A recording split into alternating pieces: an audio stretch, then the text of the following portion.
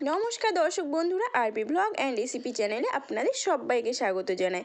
আজকে আমি শেয়ার করব মুখে লেগে থাকার মতো দারুণ স্বাদের একটি রেসিপি। সেটা হলো আলু আর কলাইয়ের বড়ি দিয়ে ঝোল। কম বেশি সবাই এটা চেনো আর দেখে কিন্তু বুঝতেও পারছো। আর এই বড়িগুলো কিন্তু দোকানেও কিনতে পাওয়া যায় প্যাকেটে। আমি দোকান থেকে কিনে নিই, কারণ দোকানের বড়িগুলো অত স্বাদ হয় না। এগুলো কিন্তু নিজে হাতে বানালে বেশি স্বাদ হয়। আর আমি এগুলো নিজে হাতেই বড়িগুলো বসিয়ে শুকিয়ে নিয়েছি। আর শুকানোর পরে বড়িগুলো তৈরি হয়ে গেছে। এরপরে আমি রান্না করছি আলু দিয়ে বড়ি দিয়ে ঝোল। তো কড়াইয়ে তেল দিয়েছি, তো কড়াইটা গরম হয়ে গেছে, এরপর তেলটাও গরম হয়ে গেছে। এরপর আমি বড়িগুলো ভেজে নিচ্ছি। আর হাতে বড়ি কিন্তু আলাদা একটা স্বাদ থাকে। আর বড়িগুলো আমি লাল লাল করে এখন ভেজে নিচ্ছি। বড়িগুলো লাল লাল করে ভেজে নেওয়া আমার হয়ে গেছে। এরপরে বড়িগুলো আমি তুলে নেব একটা পাত্রে। তো এখন আমি একটা পাত্রে বড়িগুলোকে তুলে নিচ্ছি। অল্প একটু তেল ছিল, তো আমি এর মধ্যে আর একটু তেল আমি অ্যাড করে দিলাম। তো তেলটা গরম হয়ে গেছে। এরপরে দিয়ে দিলাম পেঁয়াজ কুচি। পেঁয়াজটাকে একটু ভালো করে একটু নাড়াচাড়া করে নিচ্ছি, আধ ভাজা মতো, পুরোটা ভাজবো না। এরপরে আধ ভাজা পেঁয়াজের মধ্যে আমি দিয়ে দিলাম আলুটা, কেটে রেখেছিলাম পিস পিস করে। সেই আলুটাকে আমি দিয়ে ভালো করে একটু কষিয়ে নিচ্ছি, একটু ভাজা ভাজা করে নেব। তো এরপরে আমি দিয়ে দিচ্ছি মশলাটা, আদা রসুন বাটা, পেঁয়াজ বাটা আর কাঁচা লঙ্কা বাটা। একসঙ্গে মশলাটাকে আমি রেখে দিয়েছিলাম, তো একসঙ্গে আমি মশলাটাকে দিয়ে দিচ্ছি।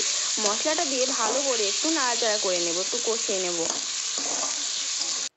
তো মশলাটা একটু ভাজা ভাজা হয়ে গেছে। এরপরে দিয়ে দিলাম একটা টমেটো কুচি করে রেখেছিলাম, সেই টমেটো কুচিটাকে দিয়ে দিলাম।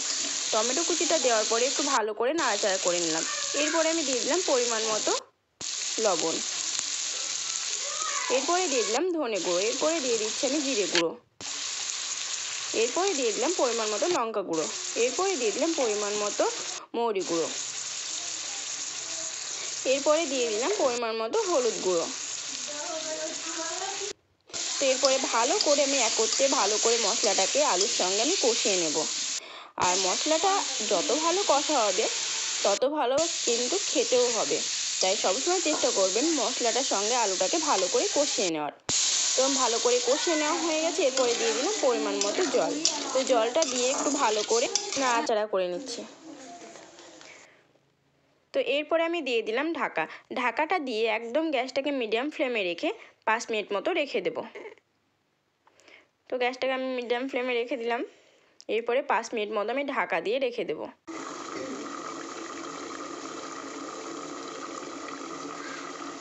5 মিনিট হয়ে গেছে। এরপরে আমি ঢাকাটা তুলে নিচ্ছি। আর আলুটা একটু কষা কষা মতো হয়ে গেছে। এরপরে আমি দিয়ে দিলাম বড়িটা। বড়ি আর আলু একসঙ্গে ভালো করে আমি কষিয়ে নেব। এখন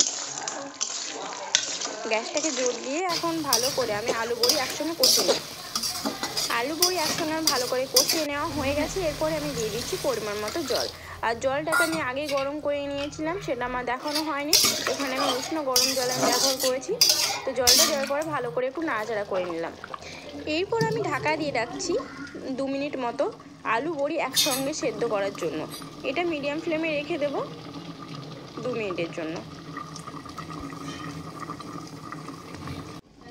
2 মিনিট হয়ে গেছে। এরপর আমি ঢাকাটা তুলে নিলাম। আর দেখতে পাচ্ছ বড়িগুলো কেমন ফুলে ফুলে গেছে, সেদ্ধ হয়ে গেছে।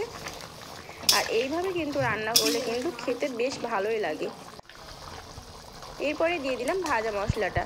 আগে আমি বলেছি যে আমি ভাজা মশলাটা কী কী দিয়ে বানাই। তো ভাজা মশলা দেওয়া হয়ে গেছে। আর আমার আলু দিয়ে বড়ির ঝোল বানানো একদম হয়ে গেছে। ওর মধ্যে প্রায় দেখতেই পাচ্ছ ফুটে গেছে। তো আমার আলু বড়ির ঝোল রান্না একদম কমপ্লিট হয়ে গেছে। এরপরে আমি একটা পাত্রে নামিয়ে নিচ্ছি। তো এখন আমি ঢেলে নিচ্ছি আলু বড়ির ঝোল। দেখতেই পাচ্ছ কত সুন্দর কালার চলে এসেছে। আর খেতেও কিন্তু বেশ ভালোই লাগবে মনে হচ্ছে। রান্নাটাও খুবই ভালো হয়েছে। আর এটা কিন্তু আমি আমার শাশুড়ি মায়ের সঙ্গে শিখেছি। আর আমার শাশুড়ি মা কিন্তু খুব ভালো একটা রান্না করতে পারে। সব রান্না কিন্তু খুব ভালো রান্না করতে পারে। আমি জানি না তোমরা কেমন করে আলু দিয়ে বড়ি দিয়ে ঝোল করো। তো আমি আমার নিয়মে রান্নাটা করলাম একদম ঘরোয়া পদ্ধতিতে, বাঙালি স্টাইলে। চাইলে তোমরাও বানিয়ে দেখতে পারো, খেতে কিন্তু খুবই ভালো লাগবে। আজকের মতো ভিডিওটা আমি এখানেই শেষ করছি। এই ভিডিওটা যদি তোমাদের ভালো লেগে থাকে তাহলে লাইক কমেন্ট শেয়ার করে দিও।